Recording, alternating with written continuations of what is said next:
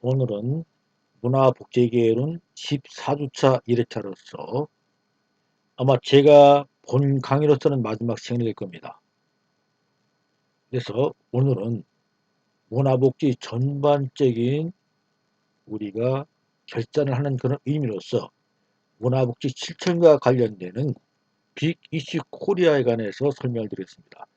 아마 여러분 지난번 강의 때 제가 빅 이슈 코리아에 관해서 여러분들에게 세부적으로 설명을 드리겠다는 얘기를 아마 여러분들이 기억하실 것입니다. 바로 지금 이제 그 시간입니다. 즉 전체적인 문화 복지 개론을 한번 스크린해 보도록 하겠습니다. 자, 왜 우리가 문화 복지 개론을 해야 할까요? 이 서구에서 복지 제도가 발전하게 된 원인은 산업혁명으로 여러분들에게 설명드렸을 것입니다. 산업혁명은요, 자본주의를 투영하게 됐고요. 이에 따라서 빈부격차 등 재반 사회 문제가 심각해지면서 이를 해결하기 위해서요, 국가적 차원을 국가적에서 차원의 대비책을 마련하는 과정에서 점차 복지국가의 개념이 등장하고요. 이것이 차차 발전돼 갑니다. 그래서요, 자, 이러한 과정들은 많은 빈민이 인간다운 삶을 살 수 있도록 사회적 안전망을 구축하고자 하는 노력이 하나였었죠. 따라서 근본적으로 복지라는 것은요, 소득 재분배에 초점을 맞춰 발전했습니다. 즉, 잘 살고 돈이 많은 사람의 것을 걷어다가 가난한 사람에게 나눠주는 것이죠. 그러나 최근의 복지 비용이 가다치되고요, 또 도덕적 해이를 가져오는 등 부작용이 발생해서 정책 변화를 가져오지 않을 수 없는 많은 요인으로 작용하게 됩니다. 우리나라도 마찬가지입니다. 삶의 질 향상에서 또 우리나라의 여러 가지 어려운 문제들을 개선할 목적으로 복지 개념이 도입되었습니다. 자, 이러한 복지 개념 도입은 경제적으로 삶의 안전성을 확보해 주는 것으로 시민이 삶의 질 향상에 이바지한 측면은 절대로 부인할 수는 없습니다. 그러나 복지제도 도입에도 불구하고요, 궁극적으로 얼마나 더 높은 삶의 질이 이루게 되는지를 한번 생각해 볼 필요가 있습니다. 우리나라는 2015년도 통계 수치를 보면요, OECD 국가에서 물질적인 지수에 보면요, 우리 한국의 삶의 질 보고서가 물질적인 지수는 약 한 20 정도가 됐는데요. 그러나 우리나라의 삶의 질의 영역에서는 우리나라가 29에 그쳤습니다. 즉 삶의 만족도나 사회적 지지감은 낮은 것으로 확인되었다는 뜻입니다.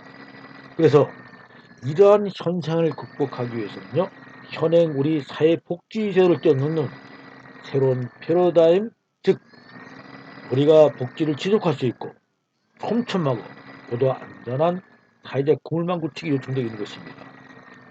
그래서 이러한 것에 따라서 우리가 새롭게 진행되는 우리가 문화복지제도를 다시 한번 들여다보지 않을 수 없게 됐다는 겁니다. 자, 이제 우리는 문화 진흥을 위한 정책 목표와 정책 수단의 역할과 권리를 법적으로 받을 수 있도록 문화기본법이 제정됐고요. 또 이러한 것의 추이에 우리가 발맞춰서 우리가 문화복지가 전반적으로 지속적으로 정해서 있게 정책을 추진하고요.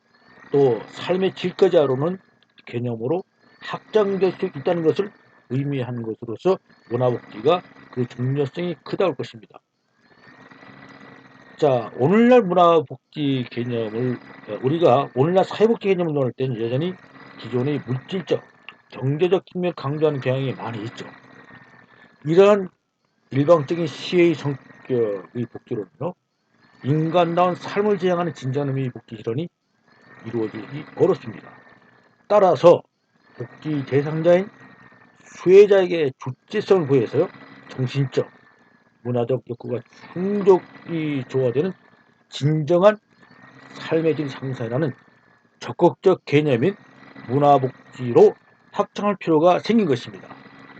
그래서 사회적으로는 문화적 수준 향상에 대한 기대는 문화복지에 대한 정책적 고려를 강력하게 요구했죠. 이러한 점에서 문화복지연구는 구체적으로 삶의 질문들을 해결하기 위해서 복지 대상자 즉 수혜자에게요 주체성을 부여함으로써 시민성을 지지한다는 의의를 지니게 되는 것입니다.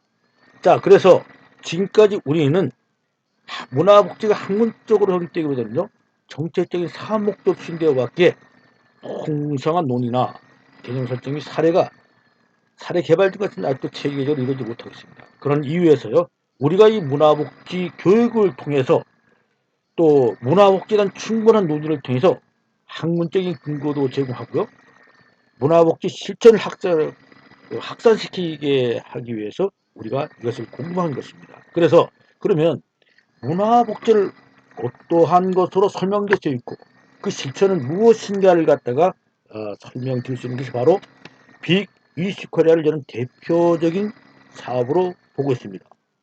그래서 빅 이슈 코리아를 통해서 여러분들하고 같이 문화복지 실천 사례에 관해서 검증해보는 시간을 갖도록 하겠습니다. 자, 더 빅 이슈 코리아라고 하는 것은 사회적 기업이죠. 자, 당신 세대 바뀐 이렇게 나오는데요. 자, 더 빅 이슈는 청년과 재능기부자들을 만들고요. 홈리스가 판매하는 것입니다. 홈리스는 뭐예요? 노숙인이 판매한다는 거예요. 그래서 잡지와 판매 급을 통해서 사회의 홈리스와 단절된 관계를 회복시키고요. 이것을 통해서 세상을 바꾸겠다는 것입니다.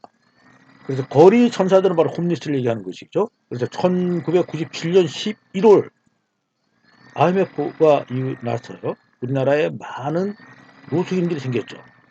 그래서 이들을 위해 설된 봉사 조직이 약 3,000명이 되는데요. 그래서 자살과 동사를 예방하고요. 다시 사회로 복귀해서 정상인이 되도록 돕는 비영리 민간단체를 말하는 것이고요. 연은 2010년도부터 이렇게 쭉 지금 나와 있습니다. 자, 제가 지금 비규칙거래 간단한 설명을 드린 다음에 이제 세부적인 내용은 제가 별도로 여러분들에게 소개할 것입니다. 자, 비규칙 코리아는 어떤 장관이 있겠느냐? 홈리스에게는 경제적 자립을, 사회에는 홈리스의 가능성 증을 보여준다는 거예요. 그래서 시장 마케팅은 즉 시장 마케터는 누가 바로 사회적 기업이 새로운 패러다임을 제공한다는 것입니다. 그래서 빅이슈 코리아는 성공하는 사회적 기업이 모델이 되기 위해서 이것을 만들었다고 주장하고 있는 것입니다. 자, 그럼 빅이슈 판매는 뭐냐? 판매를 통해서요. 무엇을 빅이슈라는 잡지를 통해서 대중과 소통하고요. 그 다음에 이 판매금을 남은 것을 저축을 통해서 임대주택과 직업을 찾아 건강한 사회복지를 희망하는 자립 의지를 가진 주거 취약계층입니다. 많은 노숙인들이 있지만요. 그 중에서 자립 의지를 가진 취약계층을 대상으로 하여서 이들을 비기축 판면으로 썼다는 것입니다.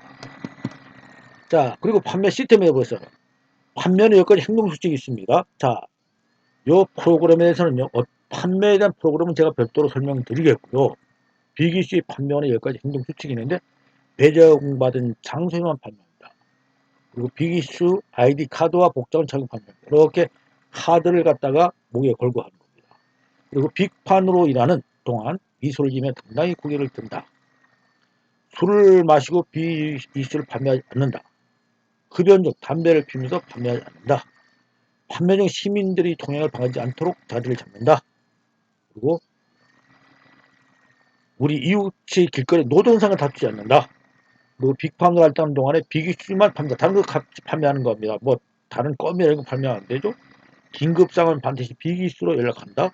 하루 수익이 50% 저축하고 반드시 저축을 하게끔 되어 있습니다. 자, 여기에 대해서 이제 나중에 다시 또 한번 설명드리겠고요. 자, 소셜 엔터테인먼트 매거진은 자, 소셜은 사회적 기업을 얘기하는 것이요. 사회적 가치를 실현하고 시민단체와 함께 스페셜 기사를 제작하는 겁니다. 그리고 엘리멘트는요. 엔터테인먼트는 유명인의 초상권 기본이다. 즉 잡지 모델이라든가 유명 정치인이라든가 뭐 탤런트라든가 가수라든가 이런 분들이 통한대요. 그리고 일반인들의 재능기 모든 여기에 들어가는 기사들은 전부 다 일반인들이 재능 기부를 통해서 만들어진 겁니다. 그리고 예배적 사기업체 청년들이 제작하는 것이고요. 자, 잡지는 노 일에 반한다.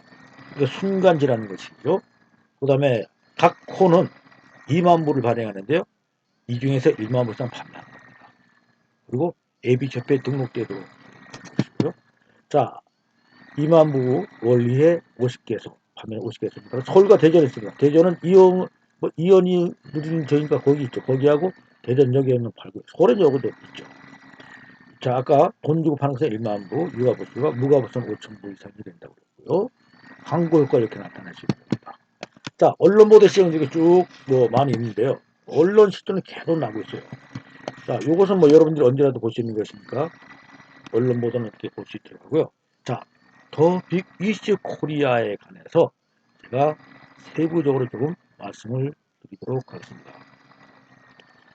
자, 전 세계는 각 국마다 다 노숙인이 있습니다.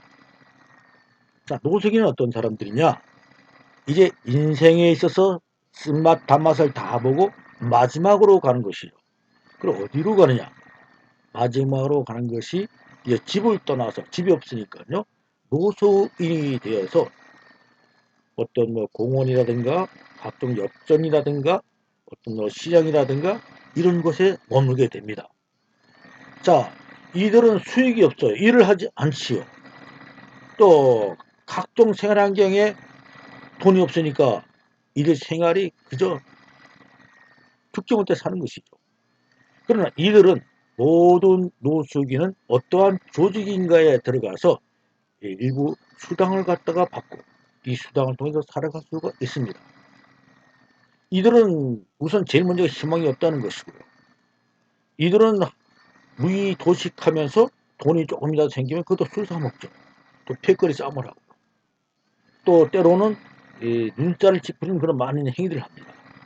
물론 냄새가 나고 더럽고 한 것은 말할 것이 없겠죠. 그러니까 건강도 좋지 않게 되는 것입니다. 또 이들이 세금을 낼까요? 세금도 내지 않죠. 자, 이들이 세금만 내지 않는 것이 아니라 이들을 통해서 각종 도회제의 환경을 나쁠 수밖에 없죠. 이들이 많아서 눈살을 찌푸립니다.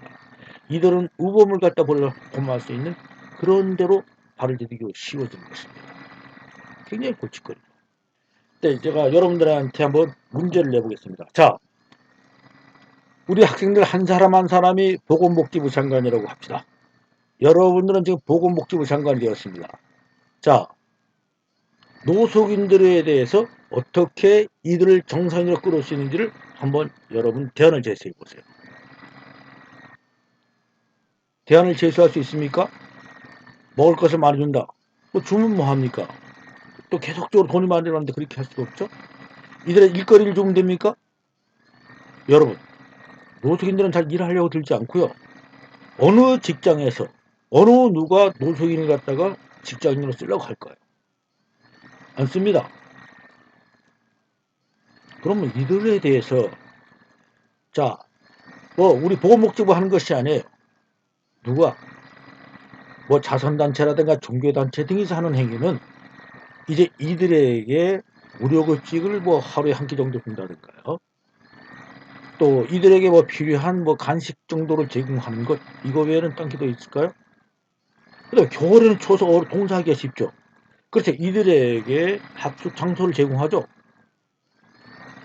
군인 막사 같은 곳에서 여러 사람이 함께 잠을 자려고 하는데 여기에 대해 들어가면 통제가 되니까 여기 들어가려고 하지 않습니다.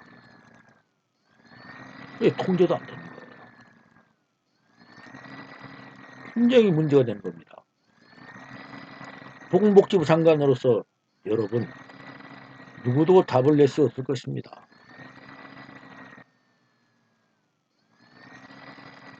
제가 지난번에 말했죠. 사회복지는 대상화 사업이다. 또 사회복지는 예산이 있어야 된다. 사회복지라는 것은요. 돈이 없으면 안 되는 거예요. 무작정 이들에게 돈을 갖다 풀 수도 없잖아. 차원은 한정이 되는 것입니다. 그러니까 여러분들 어떻게 해야 됩니까? 그래서 대책위원회가 더 빅 이슈라는 것은 영국에서 최초에 시작됐습니다. 1900년도 말에 시작돼서요. 전 세계 지금은 현재 한 47개국인가 48개국 정도 알고 있는데요. 많은 국가에서 더 빅 이슈를 책자를 냅니다. 자, 더 빅 이슈 코리아, 뒤에 코리아 같은 한국에서 더 빅 이슈 유나이티드 스테이션 아메리카 미국에서 더 빅 이슈 저팬 일본, 더 빅 이슈 잉글랜드 또는 저머니 이 각국에서 이렇게 되는데요. 이것은 그 나라 실정에 맞게끔 하는데 사회적 기업에서 이것을 한다는 겁니다. 그럼 사회적 기업에서 어떻게 하느냐? 우선 아까 얘기한 대로 이 책은 특별한다고 얘기했죠. 이 책은 아까 대부분이 표지 모델부터 모든 것이 자원봉사, 재능 기부를 통해서 하는 겁니다. 자, 재능 기부를 통하니까 돈이 얼마 들지 않겠죠. 그 다음에 이것은 이렇게 얇아요. 20대에서 30대 여성, 일반 여성들이 읽기 좋은 스트리트 매거진입니다. 거리에서 파는 잡지예요. 이것을 하는데 또 특별한 것은 뭐냐? 이 책은 반드시 노숙인들만이 판매의 대상이 된다는 겁니다. 이것을 판매할 수 있는 판매에는 노숙인이 할 수 있도록 한다는 겁니다. 그럼 어떤 노숙인이냐? 내가 현재는 노숙인이지만은 내가 희망을 갖고 미래에는 내가 반드시 성공하겠다. 내가 정상인이 되겠다는 의지를 가진 사람들을 골라서 이들에게 약 2주간의 교육을 시킵니다. 어떤 교육이냐? 아까 여기까지 얘기했죠? 그런 교육을 시킵니다. 그래서 실제 판매하는 것을 보죠. 그래서 이들에게 아까 최초의 책은 3,000원이었어요. 한 권에. 그러면 이 책을 어떻게 하느냐? 3,000원인데요. 한 권에 이 사람들한테 노숙인 판매원들에게 1인당 10권을 무료로 줍니다. 자, 그럼 10권을 팔았어요. 그럼 얼마가 생겼나요? 10권이니까 3만 원 생겼죠. 3만 원을 생겼으면 이 3만 원을 가지고 책을 다시 사는 겁니다. 얼마에? 한 권당 1,500원에 주고 사는 거예요. 그리고 아까 얼마 판다고 그랬죠? 3,000원. 그럼 한 권당 1,500원 나왔습니다. 이것을 이들이 이제 조금씩 저축하는 거예요. 자, 그럼 저축을 갖다 하는데 이들의 신분이 뭐예요? 아까 노숙인이었지만은 이 판매인 한 사람 한 사람 사업자로 등록이 돼요. 사업자가 되는 거예요. 사장이 되는 겁니다. 자, 그러면 노숙인들은 복장이 깨끗하지 않을 것이고요. 몸에서 냄새가 많이 날 것이고요. 세면을 제대로 하겠어요? 자, 그럼 이런 것들 해결돼야 되잖아요. 그럼 이들 잠은 어디 갔어요? 이분들은 노숙에서 자잖아요. 그렇게 해서 잠을 재워서는 안 되죠. 그래서 이들에게 잠을 거기서 재우지 않고 다른 곳에서 재우게 됐어요. 그럼 어디서 재웠을까요? 어디가 제일 좋을까요? 호텔에서가 재울까요? 모텔에요? 어디 기숙사를 만들어서요? 그게 안 되잖아요. 그럼 어떡하느냐? 제일 먼저 이 사람들은 반드시 찜질방에 가서 잠을 자야 하는 겁니다. 찜질방에 가서 자면 몇 가지 장점이 있죠. 자, 지금까지 내가 집 없이 노숙인 떠돌이였지만은 이제는 당당한 내가 손님이에요.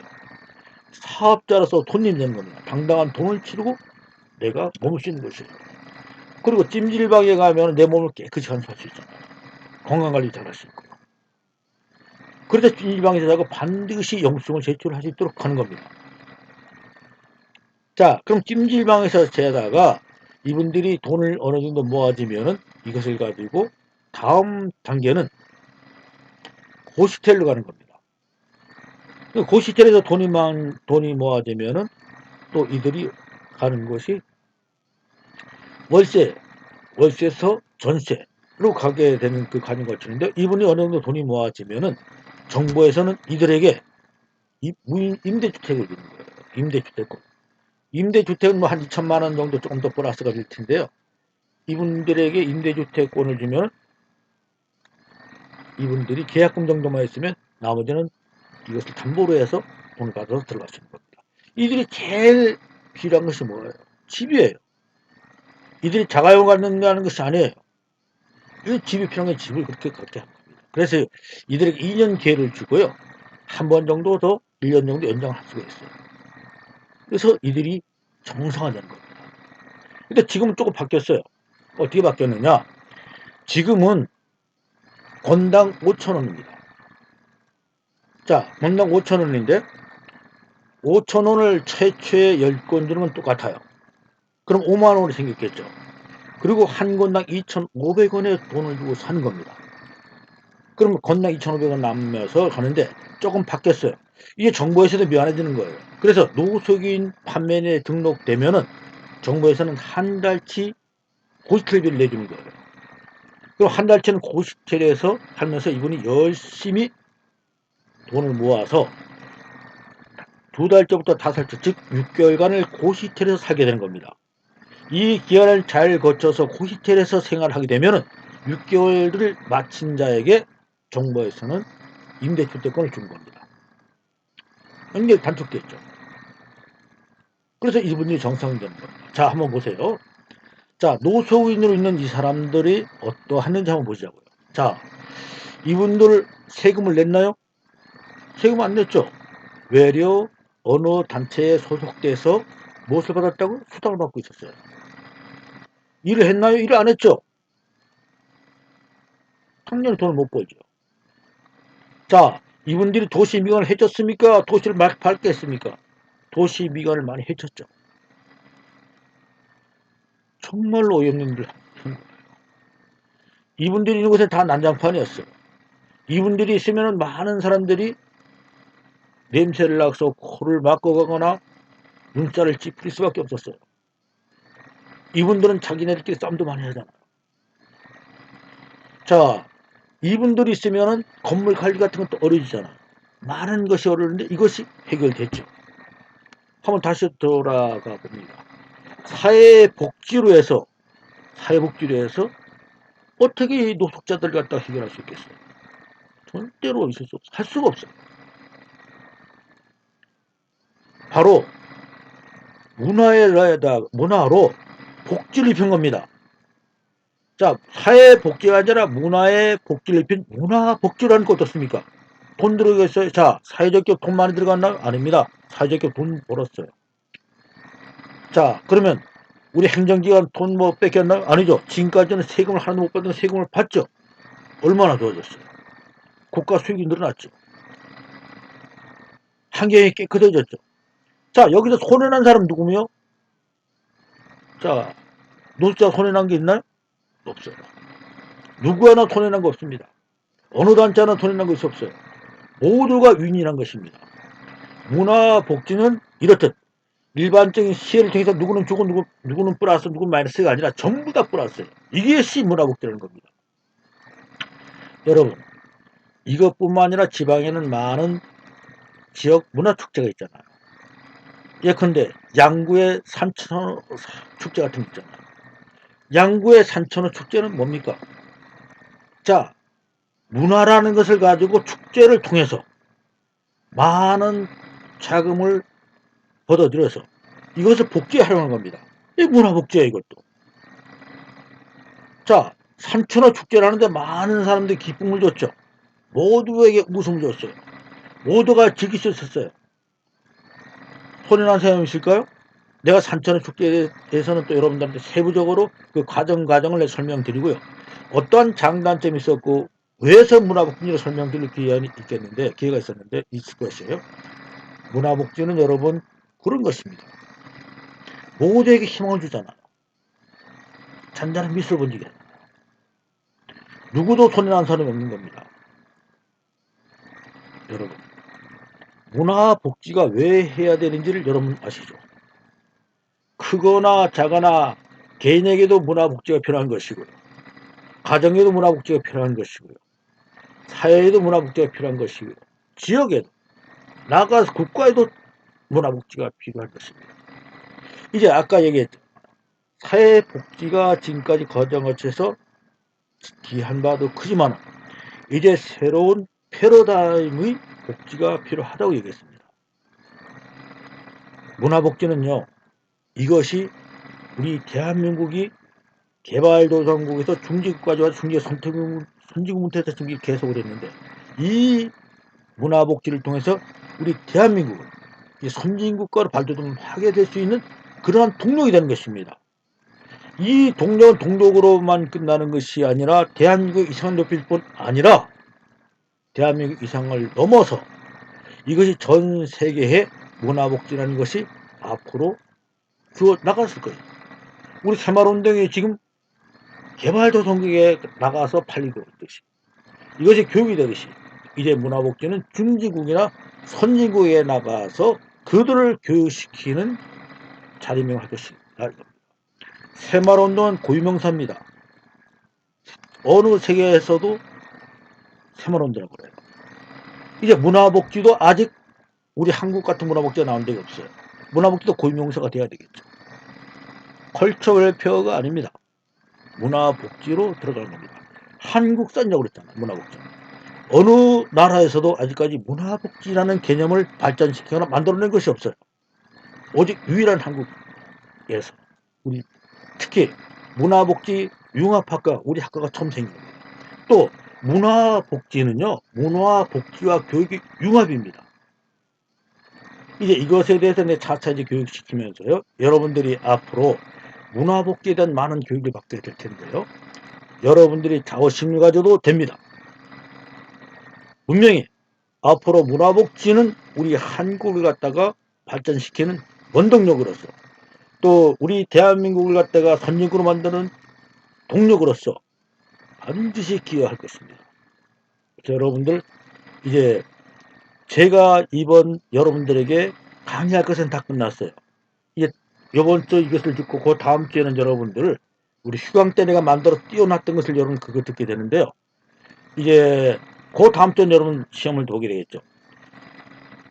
제가 6월 2일 날 이제 희망자에 대해서요. 희망자에 한해서 여러분들에게 문화개지 개념 학과 소개, 학과 소개는 아마 손우석 교수가 하게 될 거고요.